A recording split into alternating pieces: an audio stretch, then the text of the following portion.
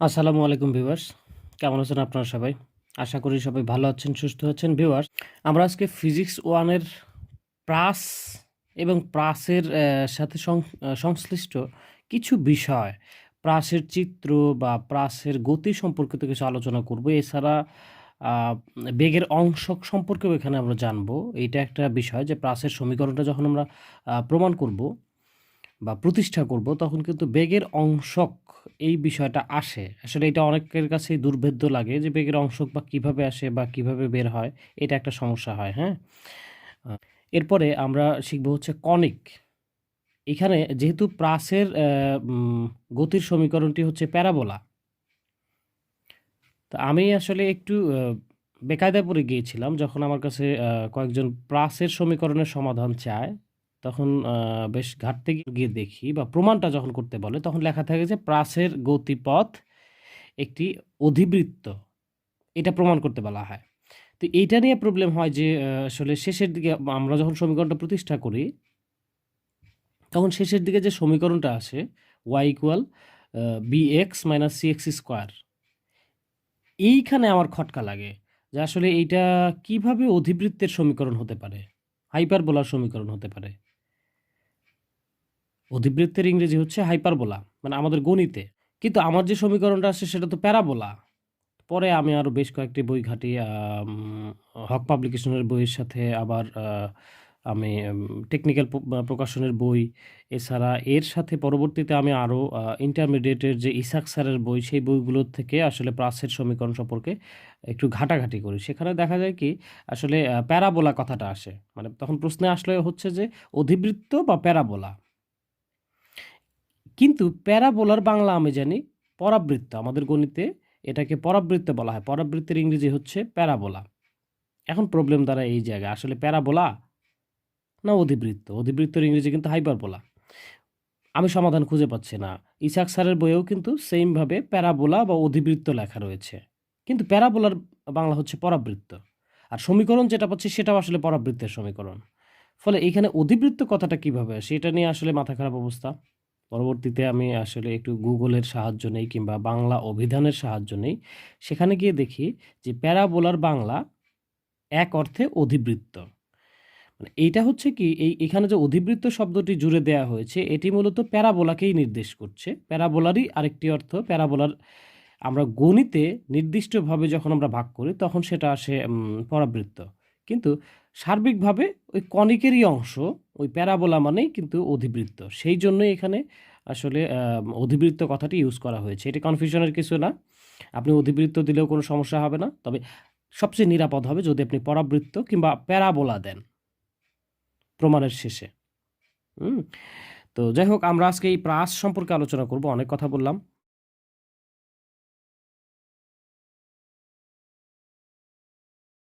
এখন দেখি প্রাস কাকে বলে।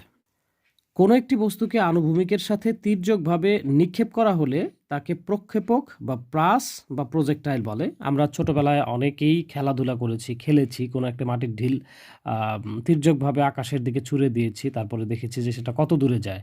কিংবা স্কুলের অ্যানুয়াল খেলাধুলায়ও কিন্তু গোলক নিক্ষেপ আমরা খেলেছি। এগুলো সবই কিন্তু প্রাসের উদাহরণ, হ্যাঁ? মানে বাস্তব উদাহরণ।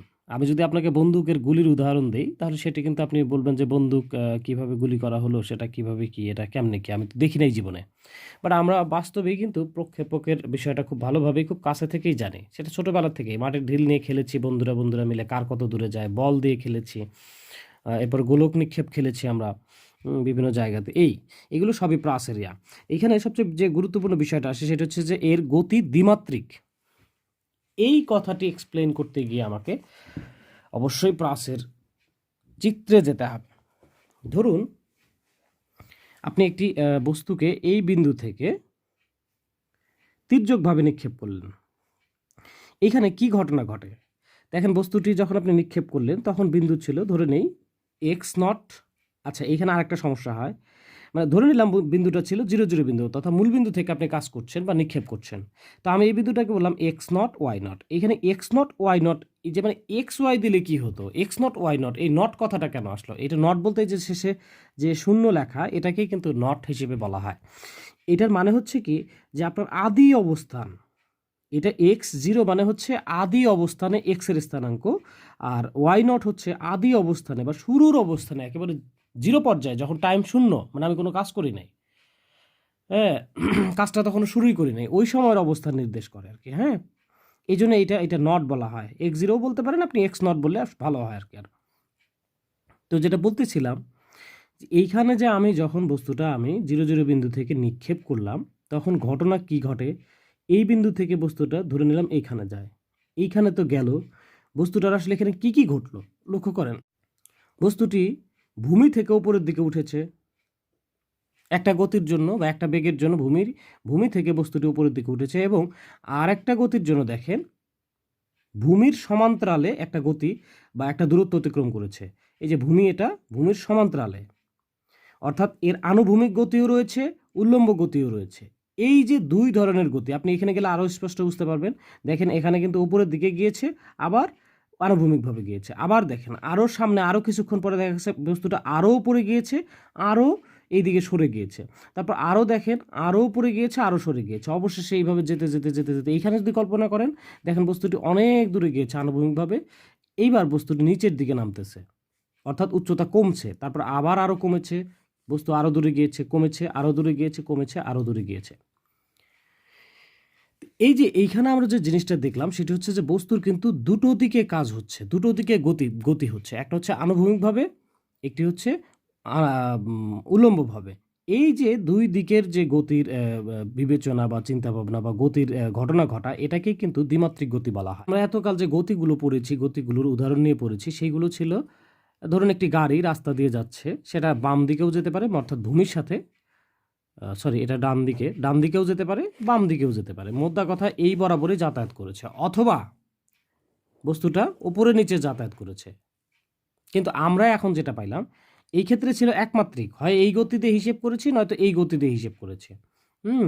ওই যে যেখানে অভিকর্ষ স্তরণের হিসেবে আমরা যেগুলো করেছি, পরন্ত বস্তু, এটা কিন্তু সরাসরি উল্লম্বভাবে হিসেব হয়। হ্যাঁ, এইটাতে আমার দুটোই আসে, আনুভূমিক এবং উল্লম্ব, এই জন্যই এটার গতি হচ্ছে দ্বিমাত্রিক, আর এইটার ক্ষেত্রে একমাত্রিক। এই ক্ষেত্রেও আপনি, মানে আপনি যদি বলেন যে আমি এইটার ক্ষেত্রেও যদি দ্বিমাত্রিক কল্পনা করি, করা যাবে না কেন? হ্যাঁ, অবশ্যই করা যাবে। করা যাবে কি না? অবশ্যই করা যাবে। তবে সেই ক্ষেত্রে উল্লম্ব গতিটা শূন্য থাকে। সেই ক্ষেত্রে আমরা শুধুমাত্র কি করি? আনুভূমিক গতিটা ধরি। এখানে এ এক্স এর মান 0 আসে। কেন 0 আসে?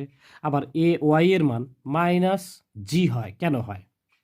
দেখুন ভিউয়ার্স, আপনি শুরুতেই বলেছেন প্রক্ষেপক। আমরা যখন প্রাসের গতির সমীকরণ করব, সেখানে কিন্তু বিনা বাধায় তির্যকভাবে নিক্ষিপ্ত বস্তু, এই বিনা বাধা কথাটা কিন্তু থাকবে। দেখেন ভিউয়ার্স, আনুভূমিকভাবে যখন বস্তুটা যাবে, অর্থাৎ এইদিকে যাচ্ছে, এইদিকে যাচ্ছে, এইদিকে যাচ্ছে, এইদিকে যাচ্ছে, এখানে তো কোনো বাধাপ্রাপ্ত হচ্ছে না। আপনি নিউটনের প্রথম মানে গতির প্রথম সূত্র থেকে জানেন যে বাহ্যিক কোনো বল প্রয়োগ করা না হলে গতিশীল বস্তু গতিশীল থাকবে, স্থির বস্তু স্থির থাকবে। গতিশীল বস্তু সুষম গতিতে চলবে, এক্সট্রা কোনো বেগপ্রাপ্ত হবে না।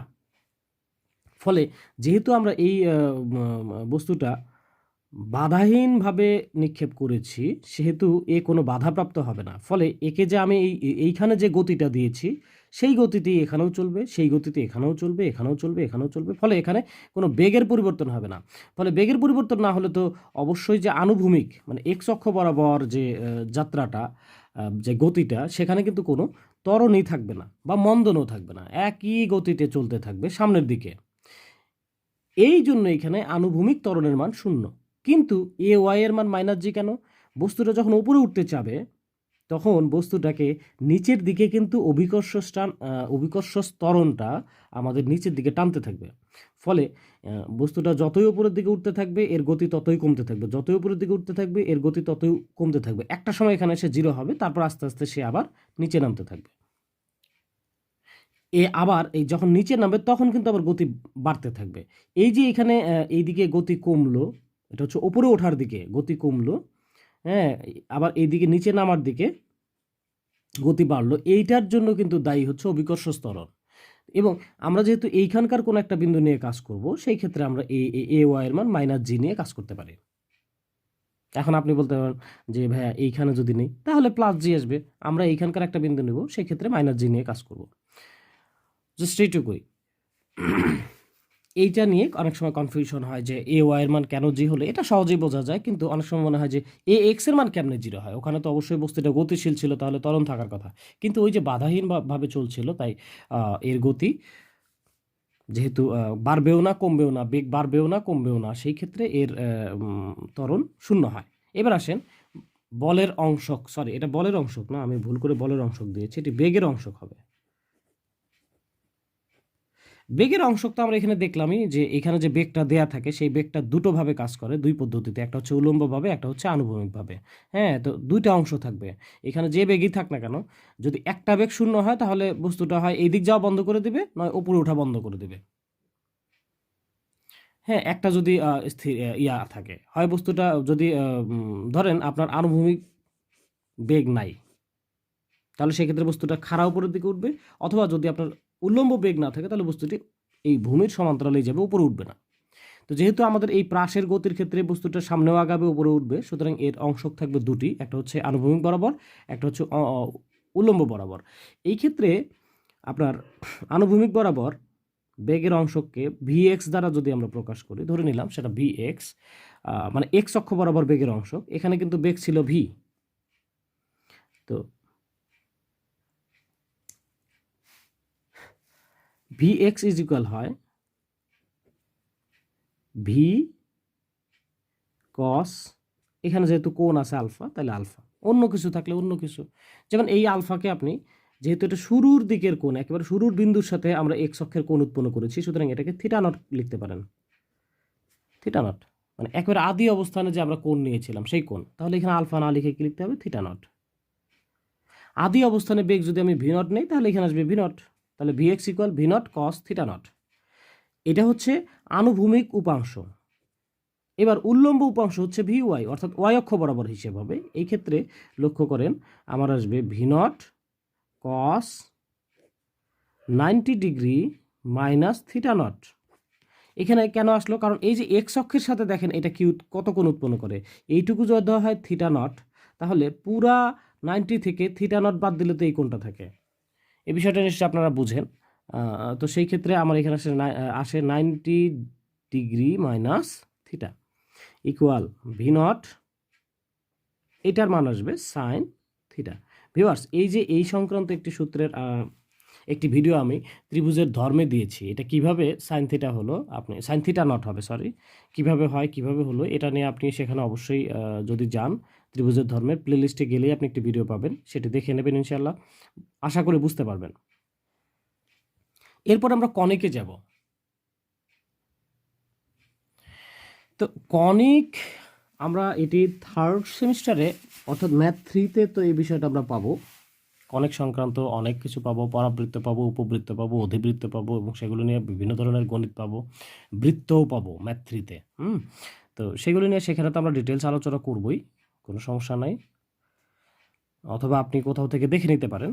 তো কনিক থেকে মূলত কনিক হয় চারটি জিনিসের দ্বারা, বৃত্তও কিন্তু কনিকের অংশ, যদি আমরা বৃত্তকে আলাদা করে পড়ি, আর কনিকের জন্য তিনটা পড়ি, সেটা হচ্ছে পরাবৃত্ত, উপবৃত্ত, অধিবৃত্ত, কিন্তু আসলে কনিকের থেকে চারটা জিনিসই হয়, একটা হচ্ছে বৃত্ত, তারপর পরাবৃত্ত, উপবৃত্ত, অধিবৃত্ত। তো এই সংক্রান্ত আমি একটি লিস্ট আপনাকে দেখাচ্ছি, এখানে দেখেন কখন একটি সমীকরণ বৃত্ত হয়, কখন পরাবৃত্ত হয়, কখন উপবৃত্ত হয়, কখন বা অধিবৃত্ত হয়। ও এদের ইংরেজি আসেন, বৃত্তের ইংরেজি সার্কেল, পরাবৃত্তের ইংরেজি প্যারাবোলা, উপবৃত্ত হচ্ছে ইলিপস, এরপর হচ্ছে অধিবৃত্ত হচ্ছে হাইপারবোলা। এই জিনিসগুলো এখানে দেখবেন, কিন্তু আপনি যখন প্রাসের দেখেন এই যে প্রশ্নগুলো যে রয়েছে, এটি মূলত ছিল টেকনিক্যাল প্রকাশনীতে, টেকনিক্যাল প্রকাশনের বইয়ে। আর একটি দেখেন এটি রয়েছে হক পাবলিকেশনের বইয়ে।